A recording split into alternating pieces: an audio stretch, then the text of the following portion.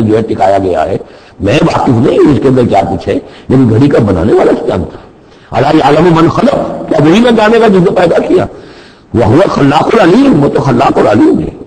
وَلَقَدْ آتَيْنَاكَ سَبْعًا مِنَ الْمَثَانِي، دل جوئی کے لیے حضور سے فرمایا اور ہم نے آپ کو دی ہیں وہ 7 آیتیں جو آپ کا وظیفہ ہیں، دوہرا دوہرا کر پڑھتے رہا کیجئے، دوہرا دوہرا کر پڑھتے رہا کیجئے.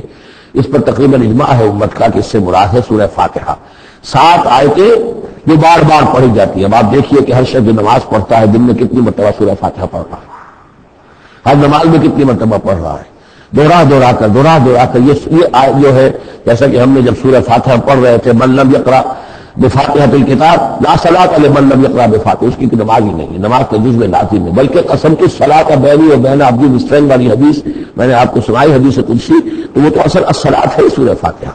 والقرآن العظیم، اور یہی بڑا قرآن ہے. یعنی یہ اپنی اہمیت کے اعتبار سے، اپنی فضیلت کے اعتبار سے خود اپنی جگہ پر سورہ فاتحہ ایک قرآن عظیم کا درجہ رکھتی ہے. اسی لیے اس کو اساس القرآن بھی کہا، اس کو کافیہ بھی کہا، شافیہ بھی کہا گیا، یہ ام القرآن بھی ہے. وَلَقَدْ آتَيْنَاكَ، اے نبی ہم نے اتنی بڑی بڑی دولتیں آپ کی ہیں. یہ کیوں گنایا جا رہا ہے یہ ذرا آگے آپ کو معلوم ہو جائے گا. کیونکہ بہرحال حضور کو یہ احساس ہوتا تھا یا نہیں ہوتا تھا، دیکھنے والوں کو تو احساس ہوتا تھا. ابو جہل مالدار ہے، ولید بن مغیرہ اتنا بڑا چودھری ہے، یہ محمد تو یتیم تھے، کوئی بال دولت ان کے پاس نہیں، کوئی ان کی حیثیت نہیں. ہاں کچھ عرصے سے کچھ کھا پی بھی رہے تو بیوی کا مال ہے، اپنا تو نہیں ہے.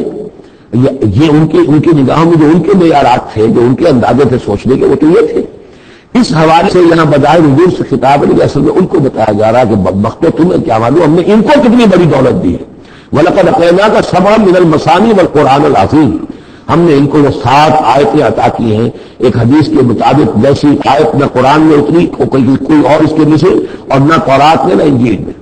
یہ سورہ فاتحہ ہے. وَلَقَدْ آتَيْنَاكَ سَبْعًا مِنَ الْمَثَانِي وَالْقُرْآنِ الْعَظِيمِ وَلَا تَمُدَّنَّ عَيْنَيْكَ إِلَىٰ مَا مَتَّعْنَا بِهِ أَزْوَاجًا مِّنْهُمْ، تو اے نبی آپ کی نگاہیں نہ اٹھیں ان کچھ ساز و سامان کی طرف جو ہم نے ان کو عطا کیا ہے.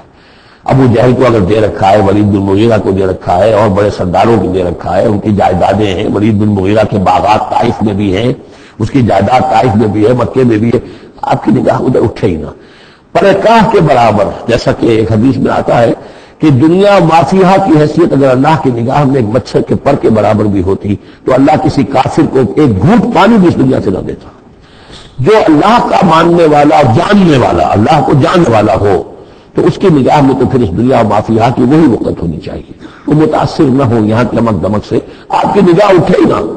لا تمدن عینیک الی ما متعنا بہ ازواجا منہم، ان کو جو ہم نے دے رکھا ہے ساز و سامان اور زیبائش اور آرائش جو ہے، آپ کی نگاہیں ادھر نہ اٹھے.